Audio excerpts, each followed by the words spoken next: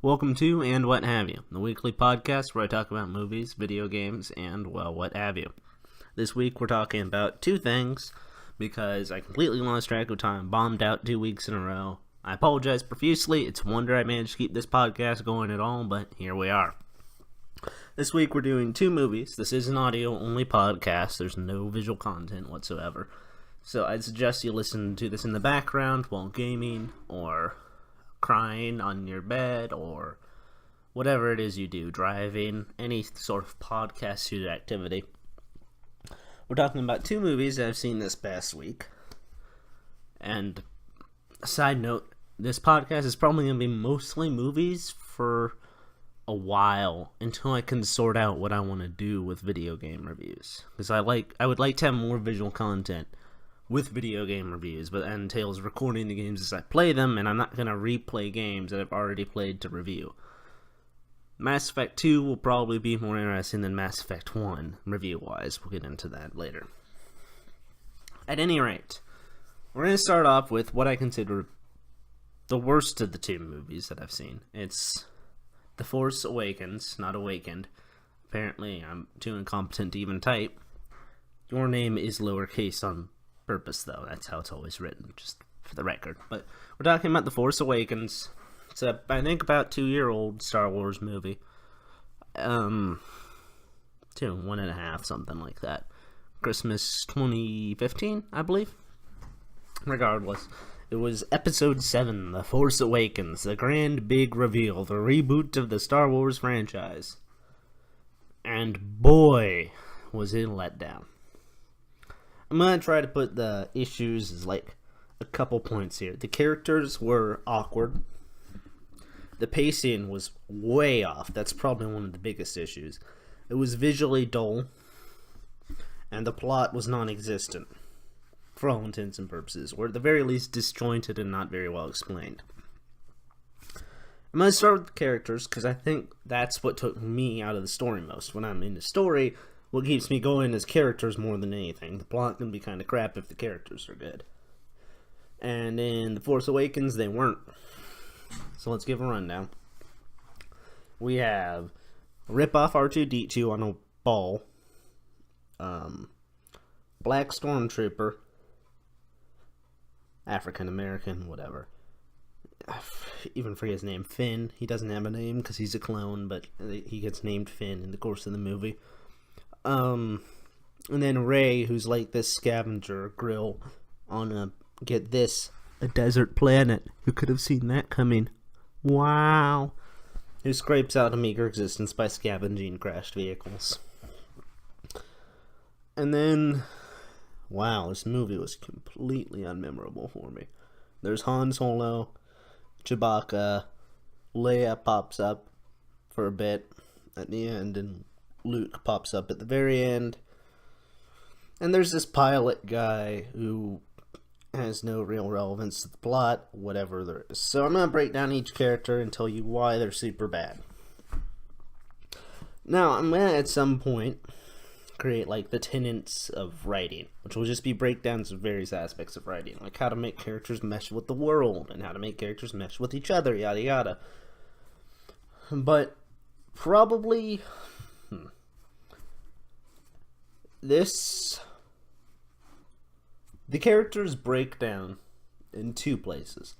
That internally their motivations make sense, so that's not where it breaks down. Like, you can see how their psychology works. Where it breaks down is in how the world they live in spawns that psychology.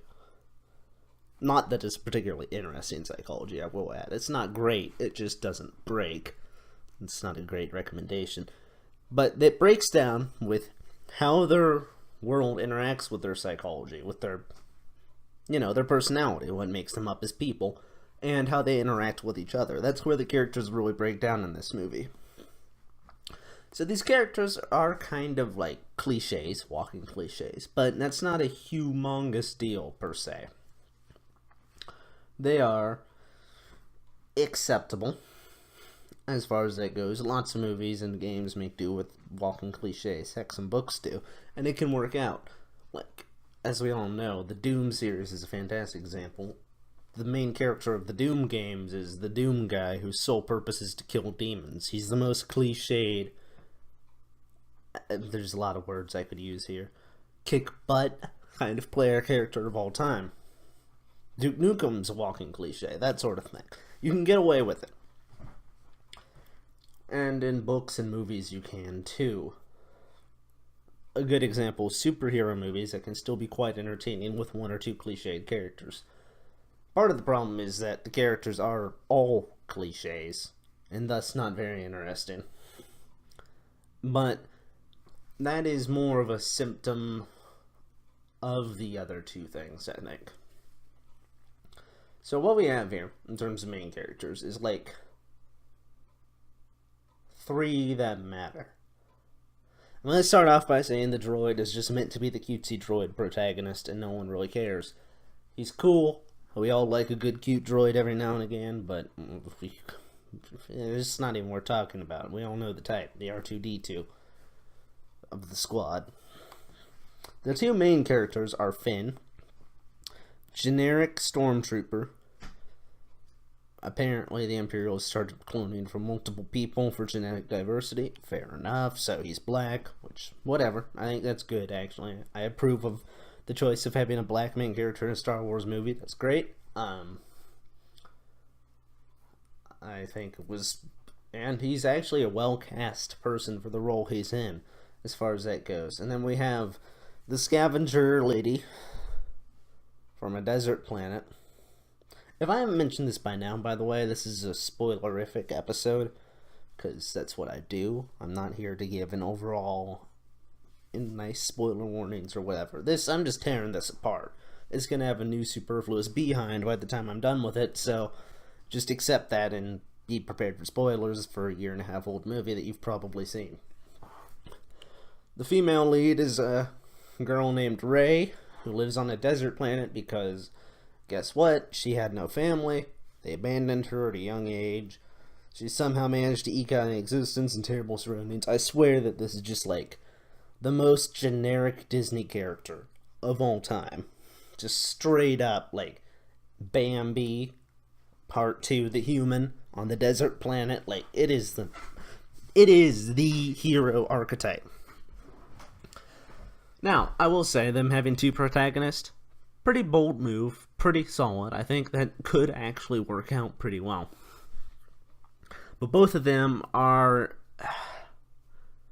just horrible as characters. Now, I should start off by saying part of the problem is the actors are new. Now, bad acting, if it's from a new actor who's getting their first big shot, I'm actually 100% fine with. It'll drop a point off, but at most it makes it a 9 out of 10 instead of a 10 out of 10, which, in my mind, isn't really a big deal. 10 out of 10 just means you're the best of all time. 9 out of 10 means you missed the mark, but who really cares? You're still really good.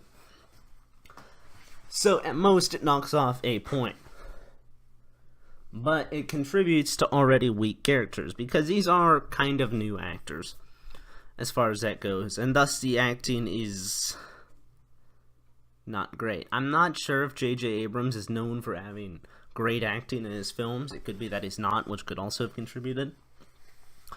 But Rey especially had moments where I was like watching, and I was like, who let this out of the cutting room? It wasn't like it was super awkward inherently. Like, it wasn't a my face is tired kind of moment. It wasn't a memeable moment, but it was stilted enough from like a reading other people's perspective that at least I noticed that I thought it was really awkward and that it should have been redone.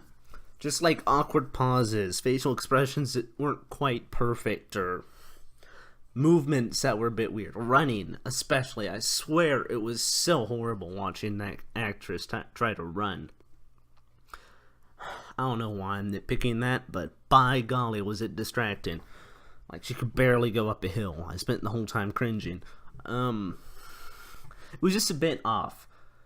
There's one scene in particular that stands out when the 2 characters meet. We'll talk about the plot more in a minute, but suffice to say, the stormtrooper watches the Empire. It's not the Empire, it's the First Order now, because reasons. massacre innocent civilians, and he's like, oh wow, I don't want to be part of this. So he escapes with a rebel pilot, not called the Rebel, it's called the Resistance, but it's literally just episode 4 again.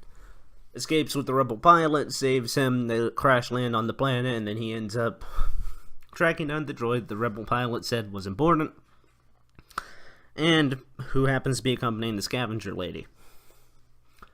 And they meet up. And there's this scene where, like, they're again introduced, and the stormtrooper, Finn, claims to be part of the Resistance, even though he's not, in fact has no connection to them, to convince Rey to trust him and to give him the droid and everything. He is, like, not a bad guy. He's eventually going to join the Resistance, we can all tell, but he claims to be part of it when he's not. And, like, Rey's reaction, I swear it's like Babby's first attempt at trying a romance plotline. Or rather, it's not like that bad, but it looks like a teenager being asked to the prom for the first time. I've never met a Resistance fighter before. Like, I swear that's exactly the line delivery. And, like, her face lit up and was so awkward and naive looking. I literally was like, okay, this character's lived off of rations meted out for scavenged parts on a desert planet for probably 19 years, because every protagonist has to be exactly 19. You can't have 18-year-olds anymore. Because her family abandoned her. She has no hatred of her family. Alright, that's a stretch. I would despise them for leaving me as a 3-year-old on a desert planet to die. I'm not even going to comment on that, the psychological issues there. But, and then she's portrayed as this naive person. Like, I'm going to be honest, and this is going to sound really brutal, but this is a rough and tumble starport in the middle of a desert. Like, I'm surprised someone hasn't been raped by then in front of her. Like, that's that kind of place. Like, I know Star Wars is supposed to be idealistic, but anyone who lived here in real life would be messed up. Like, really messed up. And she's not. She's super naive and kind, and also super awkward the first time she meets a supposed Resistance fighter. It's just like, I mean, it's clear it's trying to set up a romance, because I'm not stupid, but it was just really bad. I've never met a Resistance fighter before. Like, the writing in and of itself was garbage. I do like Finn's delivery in this scene, because he's like being the awkward, obviously lying and still convincing people character, which can always be entertaining in its own way. But, I don't know, just the way the facial expressions worked and the line delivery, it was off, and it's symptomatic of a larger problem, which is that Rey, the actress who does Rey, is clearly new to this whole acting a Star Wars film. And it's a problem because Star Wars presses the bounds of what's acceptable. Like, you know, you have your suspension of disbelief for movies, right? Let me drink my coffee here.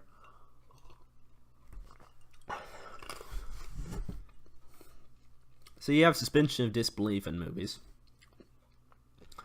And, you have to be careful with that. You can't play with it too much, because if you press it too far, people stop suspending their disbelief, and next thing you know, they're just roasting your movie. It's like CinemaSins or YMS going full blast on your movie, and it can be pretty rough. So, like, here's the suspension of disbelief I give Star Wars. Okay, so you can travel faster than the speed of light by space magic. Alright, fair. You can make light swords that somehow block light blasters. Okay, that's fair. And there's this universal force that you can use to pick objects up that derives from life. Alright, I'll grant you all that. But, in a weird sort of nitpicky way, I won't grant that this character's naive after living for 19 years on a desert planet where she's lucky not to have been raped yet. And I don't know. I just don't grant any of it. I think it's like super awkward. And just to be, like, ultra nitpicky, oh, and, like, she's awkward even though she's clearly gonna become a Jedi, and I don't grant that either, because it just makes the whole Jedi thing even more awkward. The acting is just rough. And to be even more nitpicky, like, alright, so great. She meets Finn, who's claiming to be a resistance fighter, and, like, goes full, oh man, there's a man, please marry me mode, which was in itself a horrific scene. But, like, there were no human men on this planet for 19 years. Like, how does she even know what she's supposed to like in a man? Like, real talk. This is just getting, like, way deep into psychology and picking this part of the movie at a molecular level, and I have no reason to be doing this, but this is the kind of stuff that really bothers me. Like, if you've lived on a desert planet in a colony of about 50 people, all of whom were aliens, if you're a guy or a girl, like, how are you supposed to know what you're supposed to appreciate in another human? Like, would you even be attracted to other humans? Or would you be attracted to aliens? Like, who knows? It doesn't make any sense. Like, these characters' origins, like, don't make any sense. They don't mesh with the world. That's one of the major points. Like, she's still naive after living in a pit of despair for however long she has, like, going on 20 years, I'm sure.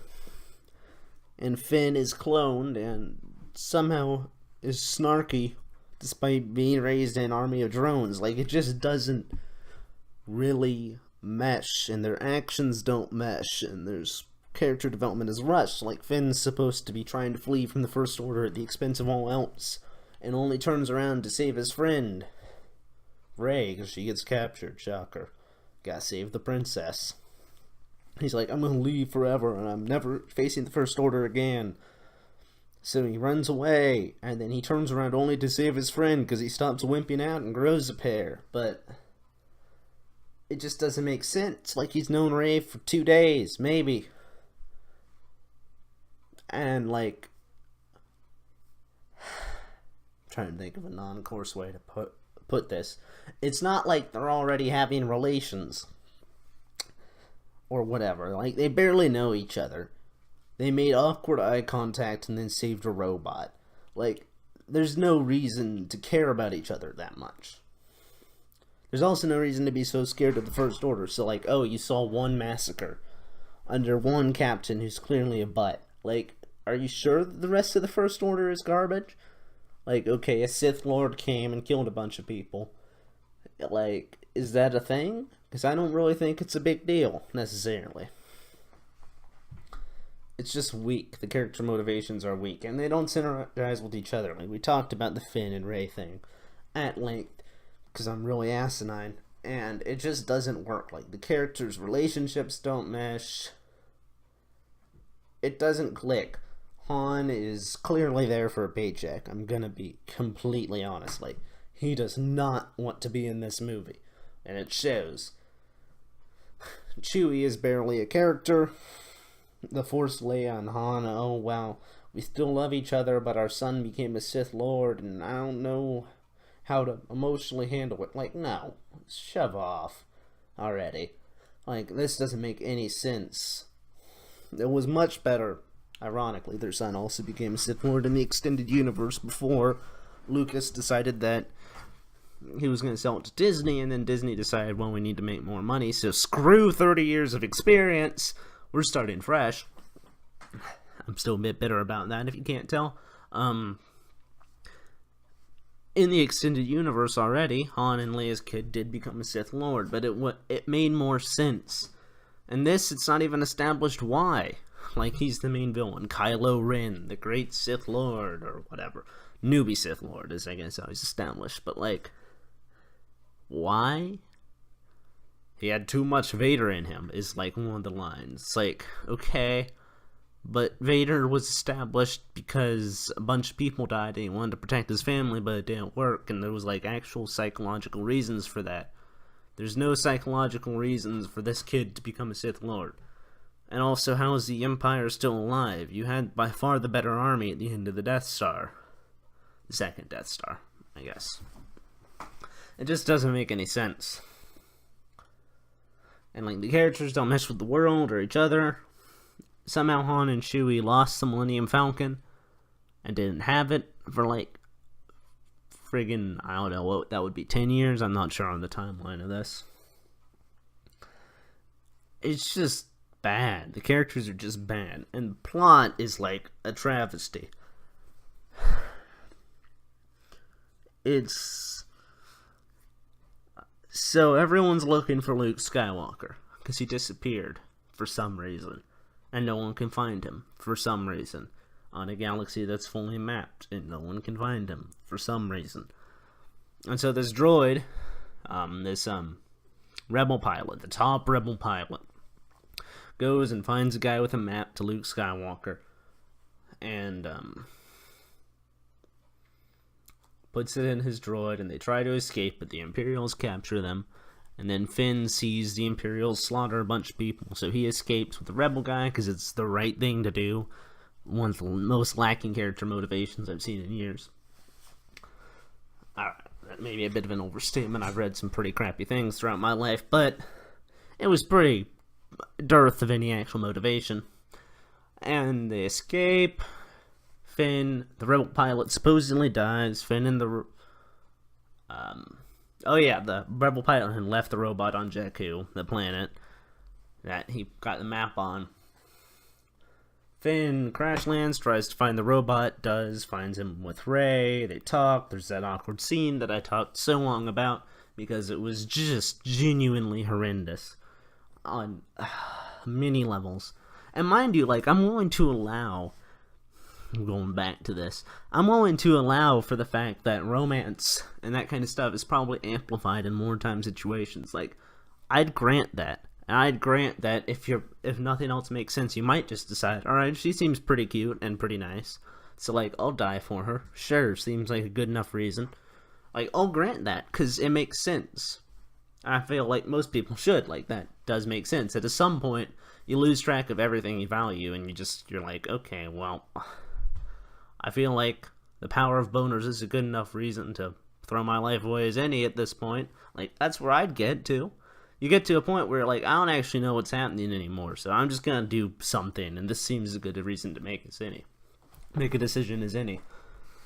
But back on point. So they find Rey, and then the Imperials attack. Shocker, they escape in the Millennium Falcon. They get caught by Han and Chewie. Han and Chewie are all like, we aren't actually gonna help you. 'Cause that's the thing that we all know is definitely true, because stories don't always have that part in them. So Han and Chewie say, we aren't going to help you, and then the Imperials attack. No, not the Imperials. Some people Han owes money to, because apparently the only reason to have smugglers in the movies is to make a running bit out of them owing money and getting in trouble because of it. So they escape. Shocker. They go to a planet where there's a big cantina full of mysterious aliens. Shocker. It is, like, literally just episode 4. If you've heard people say that, it's true. The only difference is it's way worse, and the acting is way worse. It's just horrendous. But they go to this planet, and there's, like, this old lady who somehow has force powers, apparently, and also has Luke's lightsaber, because when he disappeared, he decided to leave his only weapon behind, because that's a smart move. And Rey touches it, and she's all like, I'm having a force vision,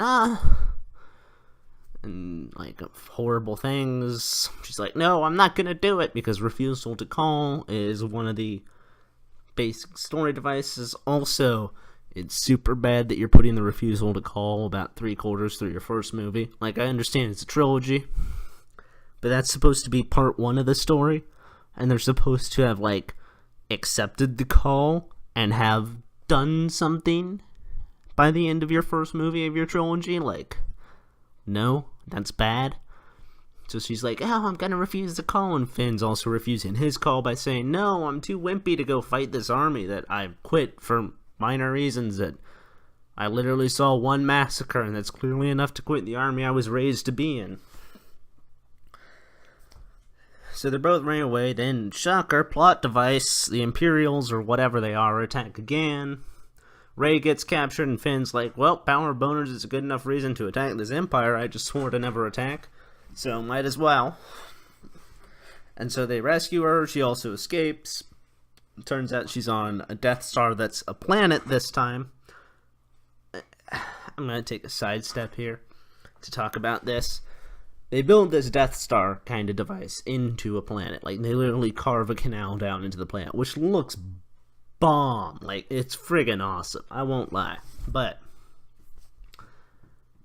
they say that this thing uses the energy of a star to attack, because how do you power a Death Star that large? Alright, fine.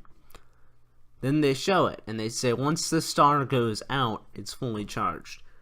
And it eats a star. I'm just gonna take a moment here. So a star is, I think, like the number, at least our sun is like, in radius terms, 50 times larger than the Earth. In terms of gravity, it is ergo approximately, I'm just going to throw out another number, I would probably guesstimate like 1,000 times as dense as the Earth. And has probably a couple million times the mass of the Earth.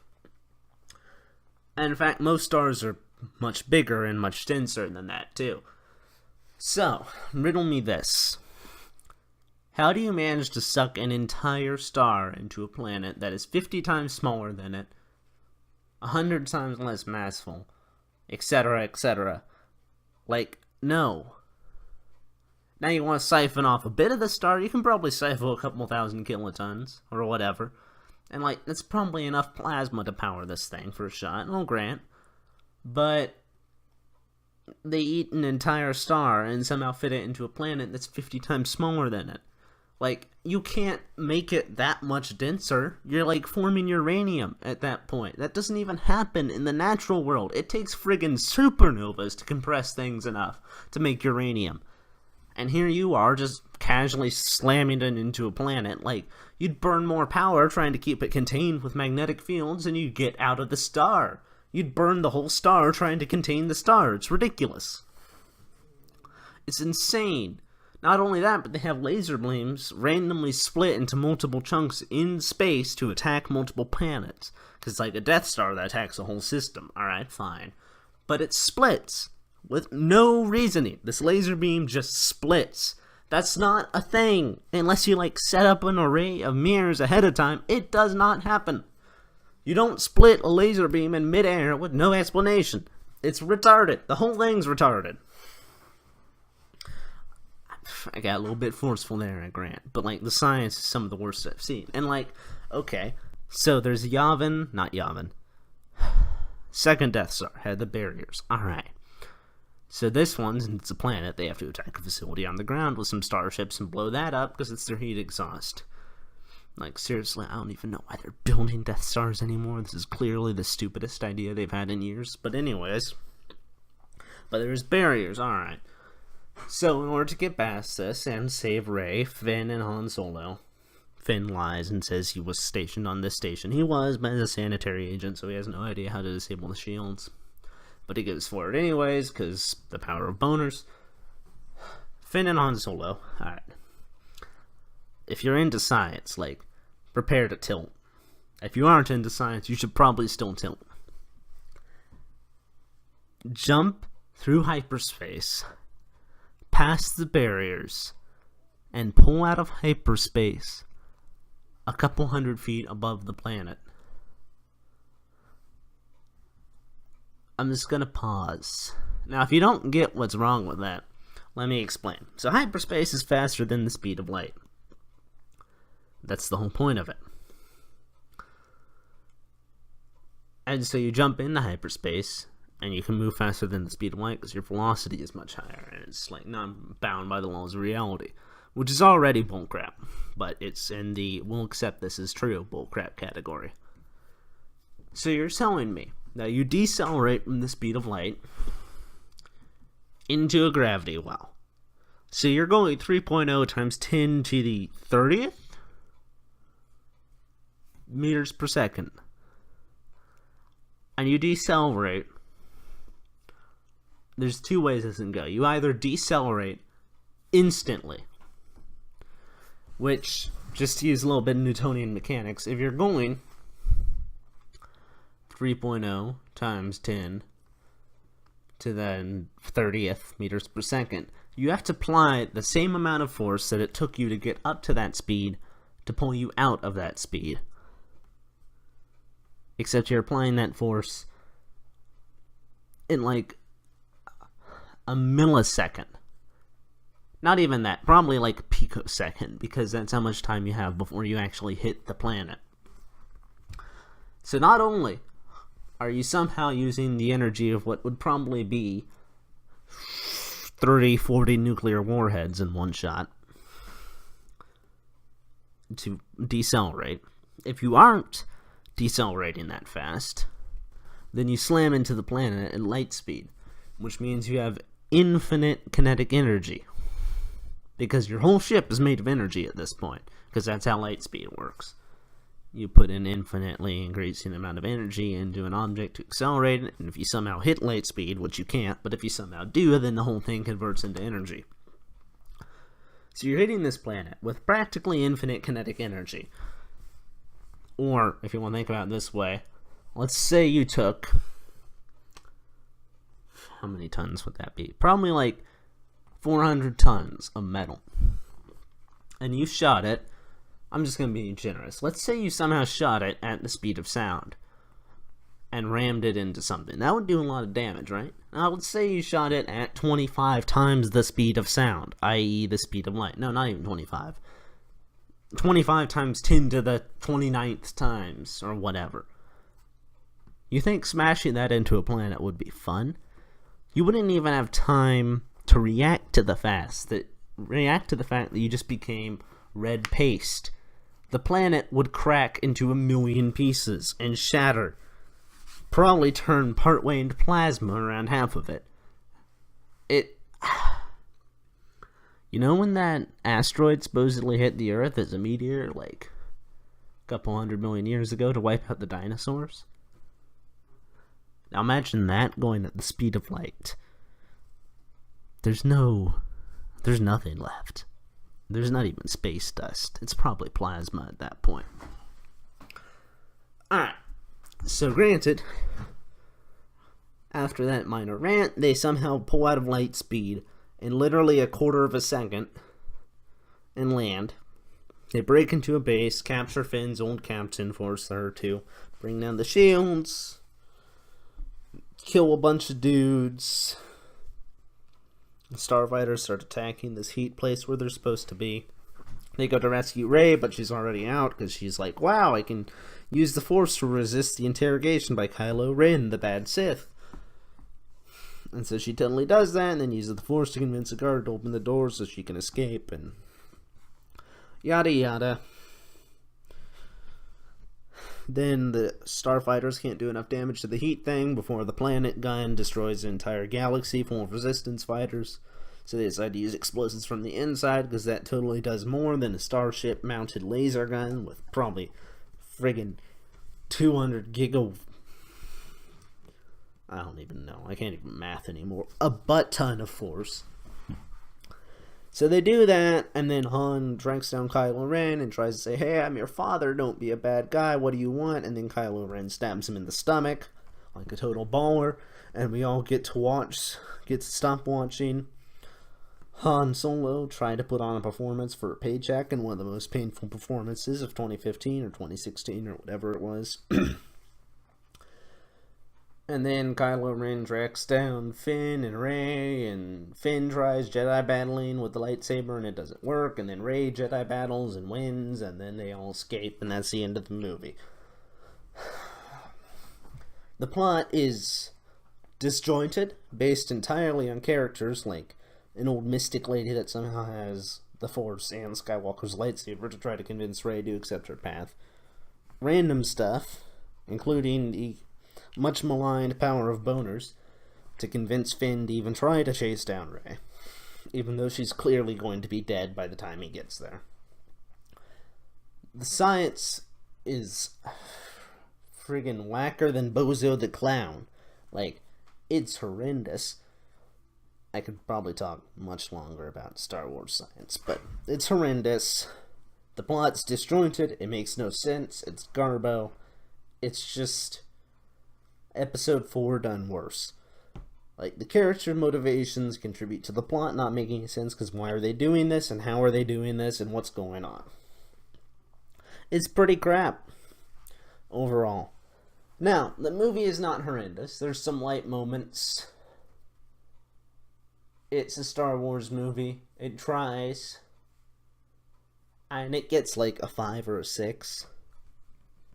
It's average, maybe slightly above average. It's not so bad as to be offensive, so it's not below average. If I'm generous feeling, it's a 6.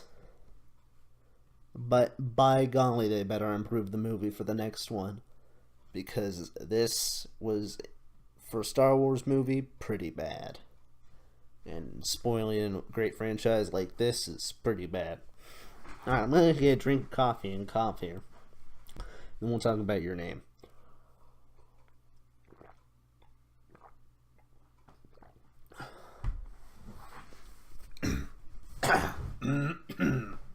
Alright. I'm running out of voice clearly, so see if I can't make this quicker. It's a much better movie, so it has that going for it. So Your Name is a Japanese anime film that's obviously translated. It was kind of a big deal. I'm going to give you an... Alright, this one actually merits a spoiler section, because not only is it new, I really think you should watch it. I'm going to be honest. My personal score for this, based off how much I liked it, was a 9 out of 10. I think it, on technical level, merits at least a 7 out of 10. It's great. You should totally watch it. It's just good. It's good on many levels. It's not, oh, it's an arty film, or, oh, if you're in film school, you should watch it. No, you should just watch it. It's just great. It just is. And you should definitely watch it. So, if you haven't yet, stop listening to the podcast and see the movie first. And I'm dead serious about this. It is really good. It really merits being watched. It's probably going to be one of my top 10 films of this year. Probably top 3 or top 5. Like, it's good. It's just really good. Definitely watch it. Alright, so spoiler warning over for an actually good movie. Your Name. So here's how it goes. We start off the movie with this scene of a teenage girl getting out of bed, being confused that she has boobs. And this is explained in a minute, but she's seemingly terrified of this fact. And then we go to the next day, and she goes to school. She's in this small, ditzy, not really important Japanese town with ancient rituals where she's like the keeper of the temple. And, people were telling her how she was acting weird yesterday. And mind you, the audience has no idea what's happening yet. She's like, what? And they're like, yeah, your hair wasn't even done up, and you didn't know what you were doing, and everyone thought you were super weird. And then that night, she does some ritual, and gets publicly shamed for daring to do some ancient magic ritual, because teenagers are garbage. And then wishes that she could be a, quote, handsome Tokyo boy. Now this raises some questions, because it's later implied that yesterday, when she had woken up being confused why she has boobs, is when, spoilers, well, I guess I did spoiler warning, her and the Tokyo boy, named Taki, I forget her name, Mushwa? Something like that? They switch bodies, every other night, practically. So the Tokyo boy takes over her body, while she takes over his, after they go to sleep, and then switch back and forth, yada yada. And, what? Where's my thought? It's a bit unclear why she switched bodies before she wished, and also didn't remember switching. It's a bit of a flaw. The movie isn't set up perfectly well. I imagine it might make more sense in Japanese, But with the dubbed version, it's a bit hard to figure out what's going on. Just at first, it evens out in the end. So anyways, her and this boy start switching bodies, and there's all sorts of shenanigans. And it's really lighthearted for the first 40-ish minutes, I would say. Like, instantly, the girl in the guy's body manages to get him a date with a girl because of his, quote, new feminine side. Well, the guy in the girl's body convinces all the girls in the class to declare their love to her. And there's all sorts of fun stuff, like Taki, the guy, takes over the girl's body for the day, and someone starts roasting her, about her father, who's the governor of the town, or mayor of the town. And Taki literally just kicks a table over, and it puts the class in a whole kerfuffle. And they leave each other notes on the phone so they can keep track of what they did and what their day was. And it's all well and good. And eventually, by doing this, they kind of fall in love. There's also some running jokes about how the girl in the guy's body can never convince herself to pee because she doesn't want to think about it.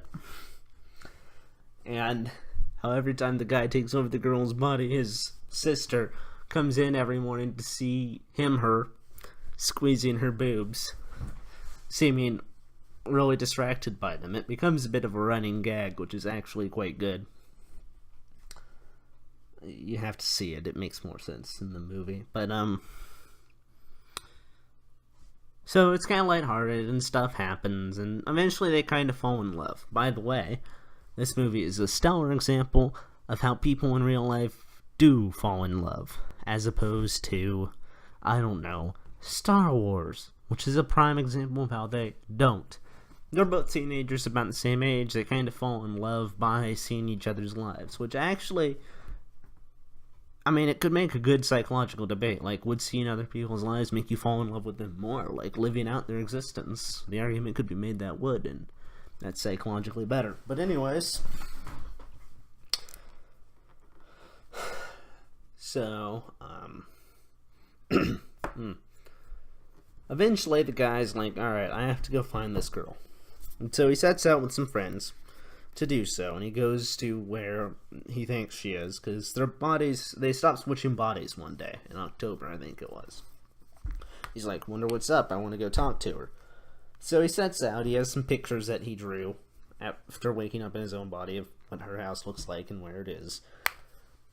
And then, eventually, after searching for a long day, he shows it to some local people, and they say, oh, it's a great view of this town, and he's like, oh, what? Where is it? And they're like, oh, well, that's the, town that got completely smashed by a meteor 3 years ago. And during their last day, the girl had left him a note talking about how he should be able to see the meteor tonight. And what this rapidly establishes is that he's switching bodies with a girl who died 3 years ago. And he researches it, finds out it's true, and how everyone in the town died because the meteor landed on them during their festival. Even though no one could have seen it coming, it was horrible, and 500 people died instantly, including the girl. Yada, yada, yada. So he's like, he goes to this spiritual place where the girl had went and left some of her sake she had made for the gods. It's too much detail, honestly. He drinks it, and they manage to see each other at midnight, or like at dusk one last time, and then they switch bodies one last time. This is the day that the meteor hits. He switches bodies with her, tries to save the whole town. They say no. He tries to convince them that they're all gonna die. They say no, because a random 17-year-old girl saying a meteor's gonna hit is not very persuasive. Eventually, they switch bodies again, and the girl knows what's happening, so she tries to save them, convinces her father to evacuate the town, and no one dies. But they both forget each other's names. And then they spend the rest of their lives, or a couple more years, thinking about how they're always feeling like they're searching for someone. Like, they've never quite figured out what it is. They always feel a bit hollow. Which is pretty accurate description, since we all have moments where we're like, feel empty. In much the same way.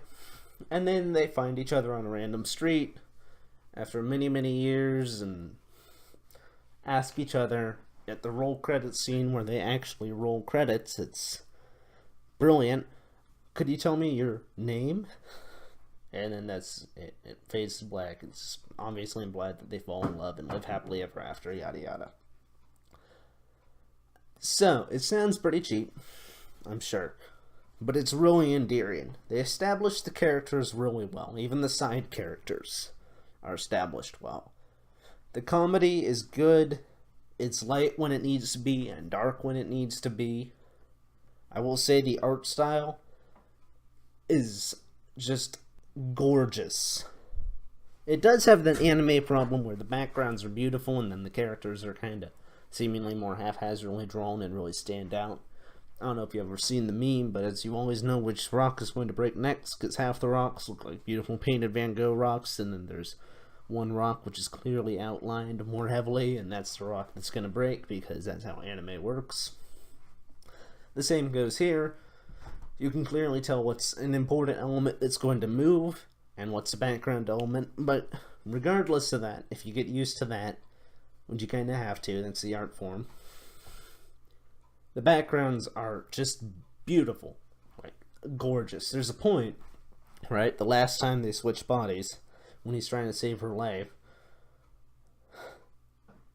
where there's like this animated scene of them switching bodies and him holding onto a ribbon. And like, my mouth was practically hanging open. It was so gorgeous. Like, it was one of the best pieces of what I guess you could call cinematography that I've seen in years, if not ever. It was just gorgeous. It was brilliantly done. It was beautiful. The movie managed to set up the characters in such a way that you like them,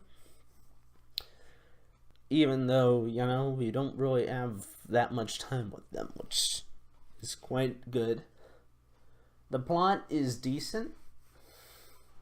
I would say the plot itself is maybe a 7. The characters are an 8 or a 9, and the art is a 10. So that kind of works out in the end to, in my opinion, a 9, or what you could reasonably call a 7 if you didn't like the characters as much as I did. It just was a really fundamentally well-made movie on many levels.